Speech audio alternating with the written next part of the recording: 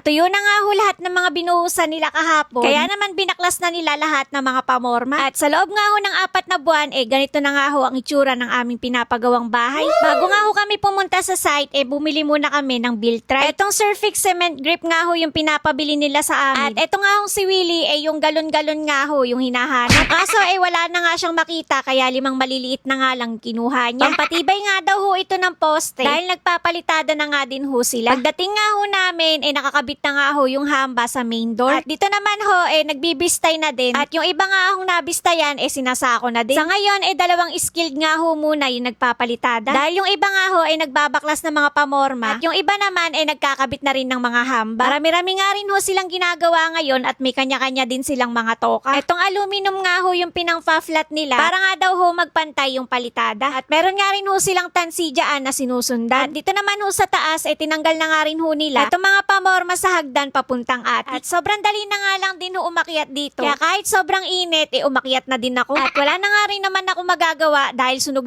na rin ako. Saka na nga lang ako ulit lalaklak ng gluta pagkatapos nga netong bahay. Eto nga si Willie, hindi ko malaman kung naghahanap ba ng disgrasya. Balak pa nga yatang tumulay sa roof beam, pwede namang tumalon na lang. Abay, iba talaga ang epekto pag wala ng pera. At bukas nga ho, magsisimula na silang magkabit ng mga trusses. At may idea na ba kayo kung ano magiging itsura nito? Dito nga ho, nag-stock na ulit kami ng 100 pieces ng mga semento. Dahil puro palitada na nga ho yung mga gagawin nila. At syempre, hinga malalim ulit. Bago nga ho sila umuwi, ganito na nga ho yung mga natapos nila. Lahat nga ho ng mga pamorma sa mga roof beam at hagdan papuntang attic, natanggal na nga ho nila. May isang part nga lang ho sa hagdan na nagkaroon ng honeycomb. Pero the rest, maganda naman ho yung kinalabasan. Sa loob nga ho ng 4 months na ginagawa itong bahay namin, halos patapos na nga at bubong na nga lang ang kulang. At simula sa paghuhukay hanggang ngayon, siguro naman madami na kayong nakuhang idea kung paano magpagawa ng bahay. Dahil kahit kami nga din ho, madami din kami natutunan sa pagpapagawa ng bahay. At bonus na nga lang din ho na mababait yung nakuha naming mga workers. Dahil tuloy-tuloy nga ho yung gawa sa bahay namin at hindi nga nahinto. At pag meron nga hong hindi nakakapasok, nakakakuha ka agad si foreman ng reliever. At mas okay nga din ho yung ganon para hindi magulo. At dito nga ho sa likod, dito nila tinatambak yung mga pinagbaklasan ng mga pamorma. Pati nga ho yung mga scrap, pinagsasama-sama nga lang din nila. At maayos at ino-organize talaga nila yung mga gamit. Kaya hindi talaga makalat dito sa site. Kahit nga ho dito sa barracks nila, palaging malinis. At dito nga ho sa gilid, ganito na nga ho yung itsura ng bahay namin. Pati nga ho etong hamba papuntang dirty kitchen, naikabit na nga rin nila. At dito naman ho sa living at dining area, 2